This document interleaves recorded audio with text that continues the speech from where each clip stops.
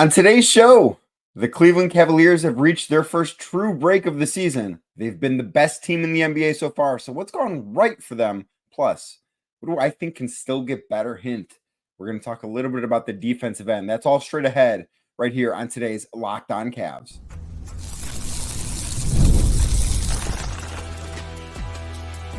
You are Locked On Cavs, your daily Cleveland Cavaliers podcast. Part of the Locked On Podcast Network. Your team every day. What's up, everybody? My name is Danny Cunningham. You might know me from my time covering the Cleveland Cavaliers, places like my new Substack, The Inside Shot, Cleveland Magazine, 92.3 The Fan, and a number of other stops along the way. I want to say thank you to you for making Locked On Cavs your first listen today and every day. You can find the show anywhere you get your podcasts, Apple, Spotify, anywhere else. Drop us a 5-star rating, leave us a nice review, be a friend, tell a friend about Locked On Cavs. Make sure you're subscribed. Make sure a friend is subscribed as well. You can also find the show on YouTube. Just search Locked On Cavs on YouTube. If you're watching this right now, do me a favor, hit that thumbs up button for me, click subscribe, and hit that notification bell so you don't miss the latest Locked On Cavs content. A proud part of the Locked On Podcast Network, your team every day. Today's episode, of course, is brought to you by Robinhood. Robinhood Gold provides the privileges of a high net worth for any net worth. These generous benefits are now available for only $5 a month.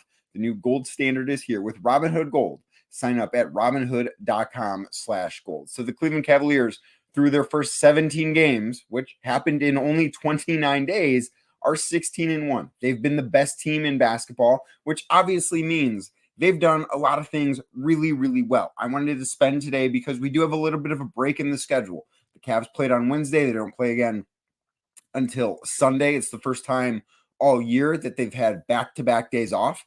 They are the last team in the NBA to finally have back-to-back days off. So I like to almost think of this in some ways as a little bit of a bye week that you would see in football.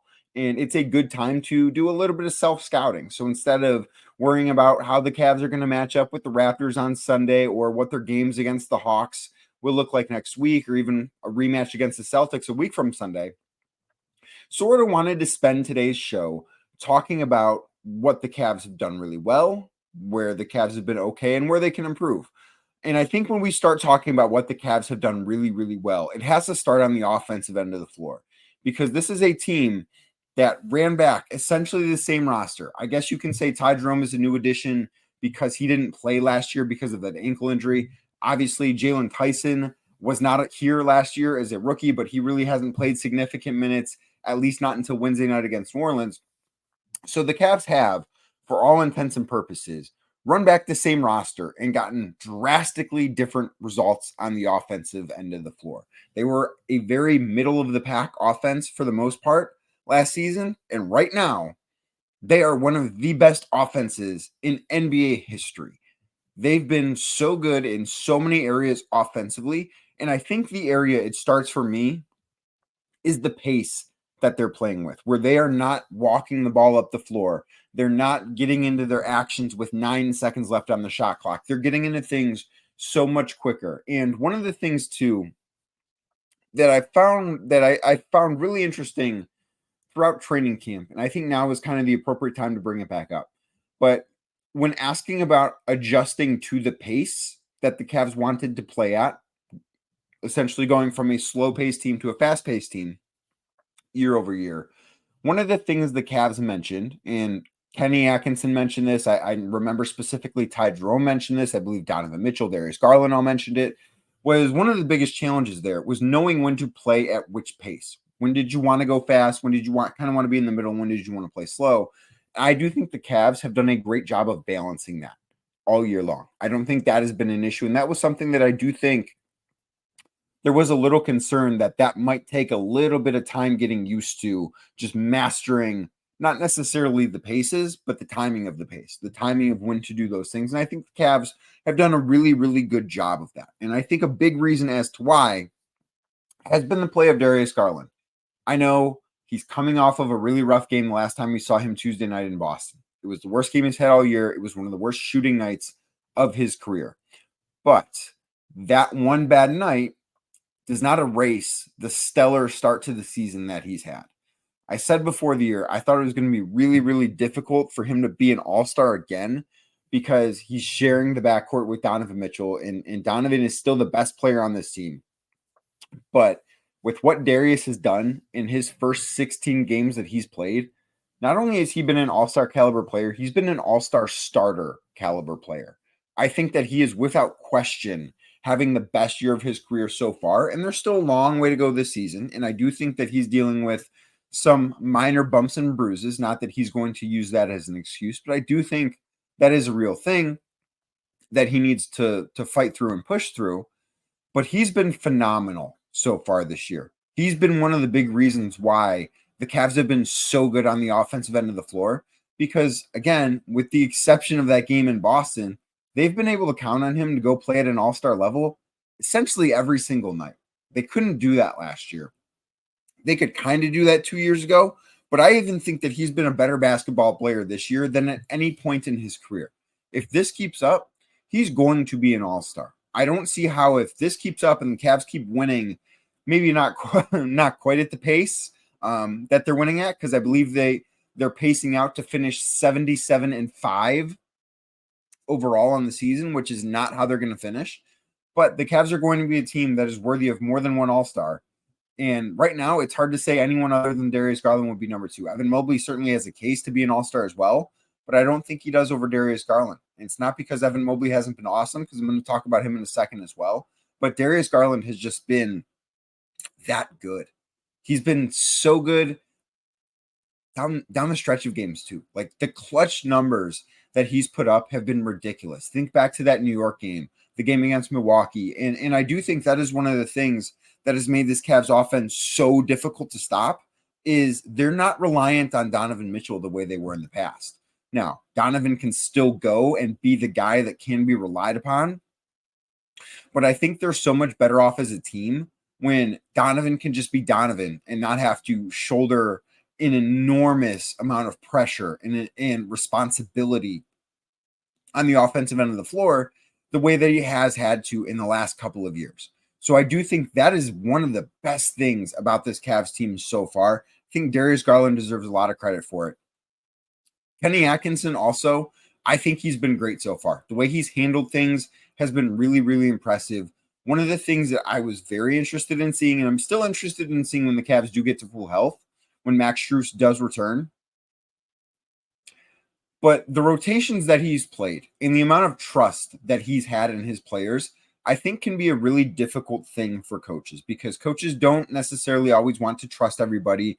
There's the old adage, you kind of trust 8 and play 7. And in the playoffs, you trust 7 and play 6. Well, Kenny Atkinson seems like he trusts 12 and plays 10. That's where he's at as a coach, because he's also, Craig Porter Jr. hasn't been in the rotation consistently, but I think he trusts him. I think he's starting to trust Jalen Tyson. He will trust Max Strus when he gets back. We know that. And then Ty Jerome. The amount of trust that I think not just that he has in Ty Jerome, but that Ty Jerome has earned has been huge. The Cavs are not a team that is 16-1, 17 games into the season without some really important contributions off the bench. I think Ty Jerome has to be at the front of that list. And I don't know if the odds are up right now as I record this, because games are going on Thursday night. But Ty Jerome was not on the board earlier this week for 6th man of the year on FanDuel.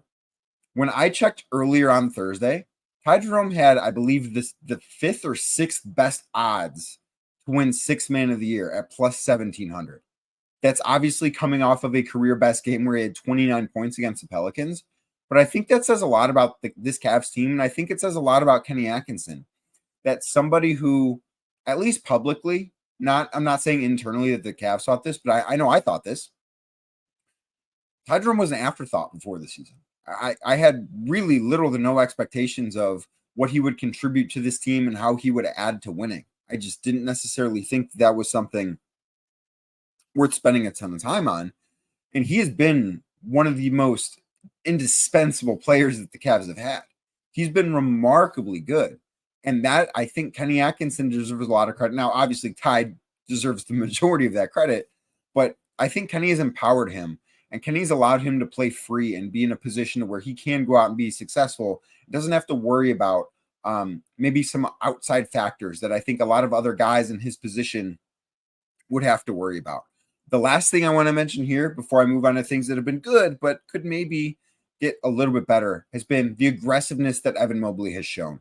He, I think, has been really, really aggressive in attacking the basket. I think he has really evolved as an offensive player. The jumper still looks good. I'd like for him to take maybe 1 or 2 more three-pointers a game.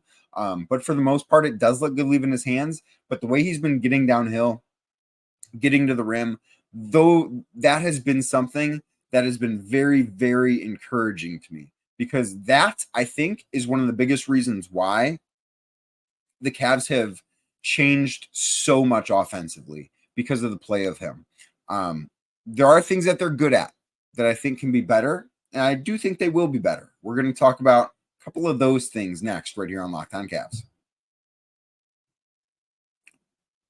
Today's show is brought to you by Chime. We have all hit a point where we realized it was time to make some serious money moves. Well, take control of your finances by using a Chime checking account with features like no maintenance fees, fee-free overdraft up to $200, or getting paid up to 2 days early with direct deposit. You can learn more at chime.com/NBA, and you can join millions of Chime members who are working on financial progress. Chime helps you make progress with fee-free overdraft up to $200, and your next deposit is then applied to your balance. So get spotted on debit card purchases and cash withdrawals. No monthly fees or maintenance fees in over 50,000 fee-free ATMs. To date, Chime has spotted members over $30 billion. Friends give friends a boost. Eligible members get complimentary boosts to temporarily increase a friend's spot me limit. When you give a boost, they can boost you back to temporarily raise your limit as well. So set up direct deposit in your Chime account after a qualifying direct deposit of $200 or more. Chime will notify you to enroll in Spot Me with an activated debit card. Chime will spot you up to $200 when you exceed your balance. Your next direct deposit is then applied to your negative balance, and Chime never charges fees or interest for using Spot Me. So make your fall finances a little greener by working towards your financial goals with Chime. Open your account in 2 minutes at chime.com/NBA. That's chime.com/NBA. Chime feels like progress. Banking services and debit card provided by the Bancorp Bank NA or Stride Bank NA, members FDIC. Spot Me eligibility requirements and overdraft limits apply. Boosts are available to eligible Chime members enrolled in Spot Me and are subject to monthly limits.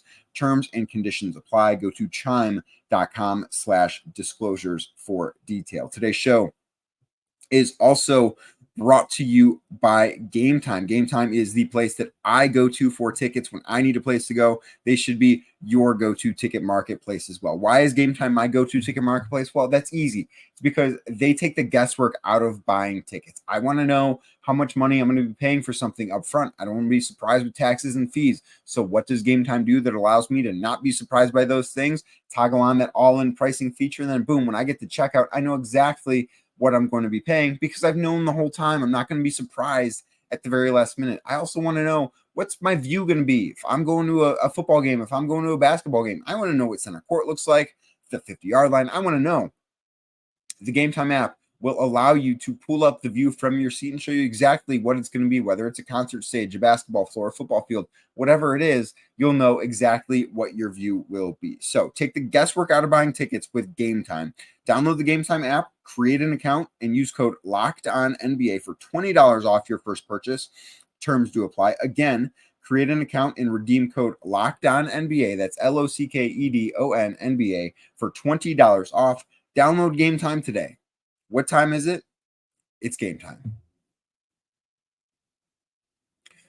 Thank you again for making Locked On Cavs your first listen today and every day. Like I said earlier, you can find the show anywhere you get your podcast, Apple, Spotify, anywhere else. Be a friend, tell a friend about Locked On Cavs. And if you're watching this right now, do me a favor, hit that thumbs up on YouTube, hit the subscribe button, and click that notification bell so you don't miss the latest Locked On Cavs content. So I talked about a lot of the things that have been really great for the Cavs so far and the biggest reasons why they are 16-1 through their first 17 games. I want to talk about some things that I think have been good, but have room to improve. And area number one that I want to go to is the shot distribution. I did expect the Cavs to be a team that was shooting more three-pointers than they have been this year. Now, it's hard for me to argue with what has been the best offense in the NBA and one of the best offenses in history. But the Cavs are a middle-of-the-pack team in three-point attempts. Now, that has gone up a little bit recently. I believe last time I checked before putting this together for today's show, they were around 17th. They're up to 14th right now, taking just under 37 threes per game. I don't think they should be up near Boston at 51 threes a game, but I do think that they should probably be around 40 with the personnel that they have, primarily the two guys they have in the backcourt in Darius Garland and in Donovan Mitchell. Now, Donovan has been somebody that over the past few years has taken quite a few three-pointers. He's never been shy to pull up from beyond the arc. I think his shot selection has been pretty good for the most part, even if there are times where he can settle a little too much for mid-range jumpers. But Darius Garland's shot selection, I think, can get a little bit better. He's taking just under 7 three-pointers a game. I think that number should probably be at around 8. And maybe that's getting a little bit nitpicky. And that's what this segment is about, because these are things that aren't bad, but I think they could maybe be a little bit better. I think that shot selection could be a little bit better. Evan Mobley's taking 1.8 three-pointers a game. I think that should be around 3. That's not a huge difference, but it's something that adds up over time. And I do think that this might be something too. When Max Strus returns to the lineup, this could be something that goes up naturally. That could be something that just goes up a little bit more because they have another shooter in the lineup. Isaac Okoro is playing 20 minutes a night, but he's only taking 2.4 threes. And I'm not here to say Isaac Okoro should be taking a ton of shots, because around 5 shots a game is probably right for him. But I do think having somebody that is a better three-point shooter, someone that's going to draw more three-point attention in Max Strus when he gets back, that number is probably going to inflate just a little bit. Thing number 2 that I think will be better is the play of Jarrett Allen. And that sounds crazy because he's averaging a double-double. He's averaging 14 and 11 on the season. But I do think he hit a little bit of a moment.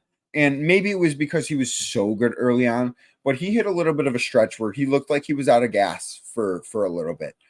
I think that this break in the schedule is going to do him really, really well. I think he's going to come out and be in much better.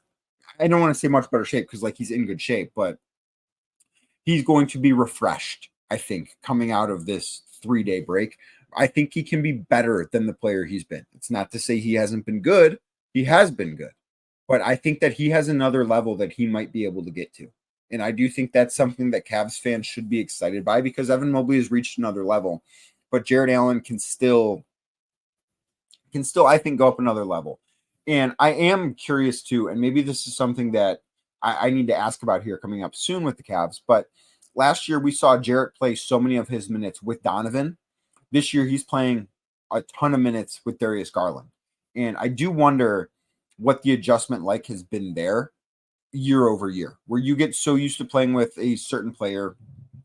And part of it last year could have been too, just because Evan and Darius both went out with injuries for about the same amount of time at about the same time. So that could play into it as well. But I am very curious to hear how Jarrett is like playing with Darius as opposed to spending so many of his minutes with Donovan the way he did last year. But I think that, listen, Jarrett Allen's an awesome player.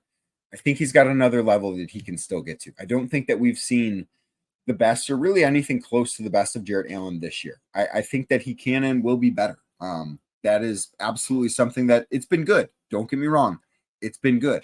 The one last thing I want to toss in, and this has been something that's really good, and I thought about putting it in the great category, but I think with more time, it's going to improve, and that's why I wanted to put it here. But the Evan Mobley, Sam Merrill 2-man game. Those two have been so awesome to watch on the floor together. The way that they work together to generate open shots for each other has been one of my favorite parts of this offense. And I think because of how good of a shooter Sam is, and he's only shooting 38% from 3, which I think that has room to go up.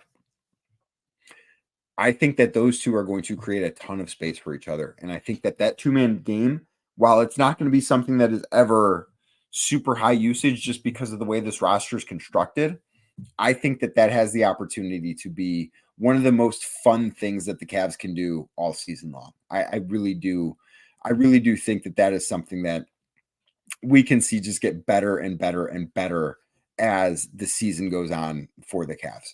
So what hasn't gone as well as we would have hoped? Well, the defense. We're going to talk about that next right here on Locked On Cavs. Today's show is brought to you by Robinhood. With Robinhood Gold, you don't need a silver spoon to eat up the financial favors of the 1%. Robinhood Gold allows others to get the rates and perks usually reserved for the high society. Now, the resourceful individual with Robinhood Gold can earn the very liberal rate of 4.25% APY on uninvested cash and be rewarded with a handsome 3% retirement boost on IRA account contributions. Robinhood Gold provides the privileges of a high net worth for any net worth. These generous benefits are now available for only $5 a month. The new gold standard is here with Robinhood Gold. Sign up at robinhood.com/gold. That's robinhood.com/GOLD. Terms do apply. For product specific disclosures, visit robinhood.com/gold. Investing involves risks. Rates may change. Gold membership is offered by Robinhood Gold, LLC. Thank you again for making Locked On Cavs your first listen today and every day. Like I said earlier, you can find the show anywhere you get your podcasts, Apple, Spotify, anywhere else. If you're watching on YouTube, do me a favor, hit that thumbs up button for me, click subscribe, and hit that notification bell. Also want to remind you guys about the Inside Shot. I'm covering the Cavs every single day on my Substack, The Inside Shot. The link is in the show description, whether you're listening or watching on YouTube. It's in that show description. I'm going to be writing about what exactly has changed with the Cavs offense coming up very shortly here. But what can get better for the Cavs, I think defensively is the place that we need to look. Now, the number has gone down a little bit because of the game against the Pelicans, but the Cavs have been a team that has struggled to defend the three-pointer this year, and that is something that I think is sort of by strategy, but I think it is something that should be a little bit concerning. To date, the Cavs rank 29th in opponent three-point field goal percentage. That's not a good place to be. That is something that I do think is troubling. And if something is going to go wrong for this team, I think that's what it's going to be. Teams are shooting 38.2% from beyond the arc against the Cavs for the season. Over the last 2 weeks, that number is closer to like 41. It's not been something that's been very good. It needs to get better. If the Cavs are going to be a championship team, I think they probably need to be a little bit better overall defensively. And part of it is, and I think that once they started to really get into the season and playing so many games in such a short period of time, I think that's when the defense started to slip. But as of right now, they rank 9th in the NBA in defensive rating.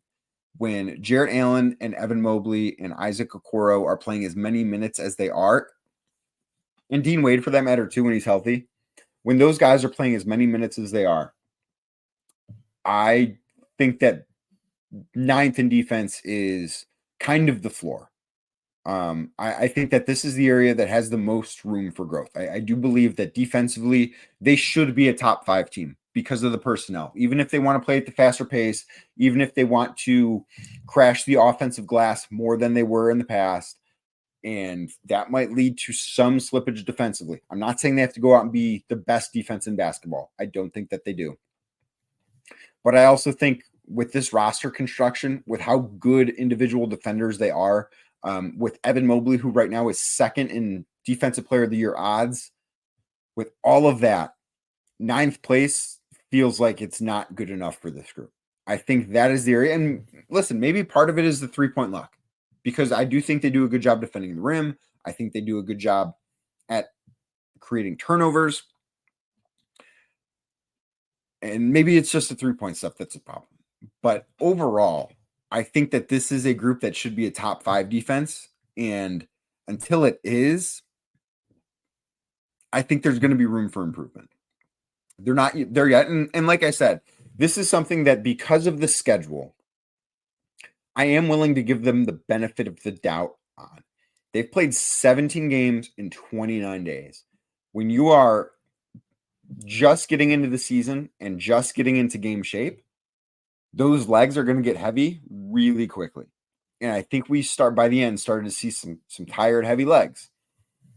It is entirely possible that a week from now, I'm talking about how good the Cavs have been defensively over the next week or so, and there will be 3 games between now and then. So maybe that happens. But I do think that this is the area where they can improve the most. I want to say thank you again for making Locked On Cavs your first listen today and every day. Like I said all show, anywhere you get your podcast, Locked On Cavs is there. Search it, give us a 5-star rating, leave us a nice review, subscribe. Tell a friend to subscribe as well. Also, if you're watching on YouTube, do me a favor, hit that thumbs up button for me, click subscribe, and hit the notification bell so you don't miss the latest Locked On Cavs content. Also, be sure to check out my Substack, The Inside Shot. The link is in the bio below, in the description below, I should say. I've got a lot of good stuff there. If you're looking for more written content from about the Cleveland Cavaliers, The Inside Shot is the place for you to go. The Cavs are back in action Sunday against the Toronto Raptors at home. I will have you covered after that. I can't wait to talk to you guys next week about the best team in basketball.